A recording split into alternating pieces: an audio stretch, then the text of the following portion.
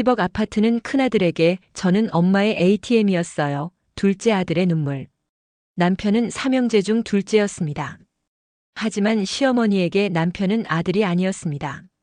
그저 필요할 때마다 꺼내 쓰는 보험 같은 존재였습니다.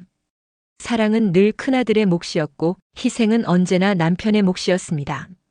큰아들이 결혼할 때는 시어머니가 직접 5천만 원을 보태주셨습니다. 장남 체면이 있잖아. 큰아들이 사업을 시작했을 때는 아파트 담보까지 잡아 돈을 마련해 주셨습니다. 우리 집 기동은 큰아들이야. 기동이 잘 돼야 우리 집이 잘 되지.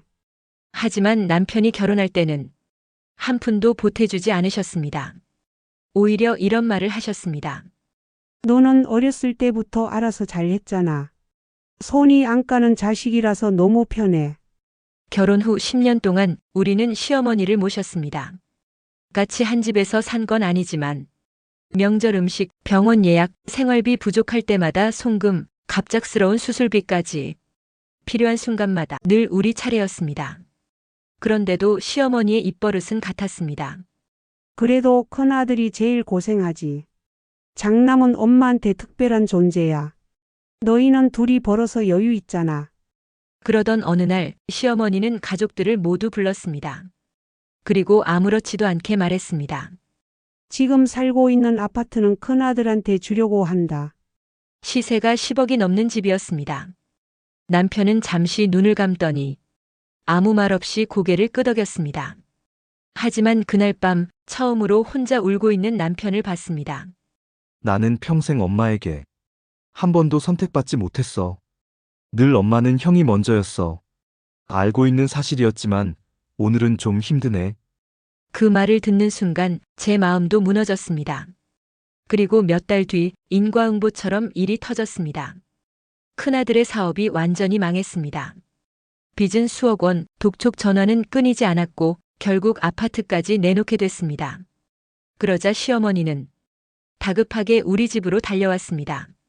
문을 열자마자 하신 첫 마디는 이것이었습니다. 큰형 빚 좀 막아줘. 지금 안 막으면 형이 감옥 갈지도 몰라. 가족끼리 이 정도는 해줄 수 있잖니. 당장 다음 주에 엄마 병원비도 내야 하는데. 우리 작은 아들이 도와줄 거지? 엄마는 너만 믿는다. 부탁이야, 아들. 그 순간 10년 동안 참기만 하던 남편이 천천히 자리에서 일어났습니다. 그리고 차갑게 말했습니다. 엄마는 평생 큰형만 아들이었잖아요. 이제 마지막까지 큰형만 믿고 사세요. 시어머니는 얼굴이 새하얗게 질렸습니다. 너 어떻게 그런 말을 하니? 남편은 떨리는 목소리로 말했습니다. 집도 큰형, 돈도 큰형, 사랑도 큰형. 그런데 책임만 왜 항상 저입니까? 저는 엄마의 아들이 아니라 엄마가 필요할 때만 찾는 ATM 기계였어요. 그 한마디에 시어머니는 그대로 주저앉아 울기 시작했습니다. 몇 달 뒤 큰아들은 아파트를 팔아서 빚을 일부 갚고 남은 빚은 감당하지 못하고 지방으로 떠났습니다. 곁에 남은 사람은 평생 당연하게 여겼던 둘째 아들뿐이었습니다. 비 오는 어느 날 시어머니는 우리 집 문을 두드렸습니다. 내가 잘못했다. 가장 소중한 사람을 몰라봤다. 이 못난 애미를 용서해 줄 순 없겠니? 아들아 정말 미안하구나. 남편은 한참 동안 침묵하다가 조용히 말했습니다. 엄마, 사랑은 차별하는 순간 상처가 됩니다. 이제 제발 그러지 마세요.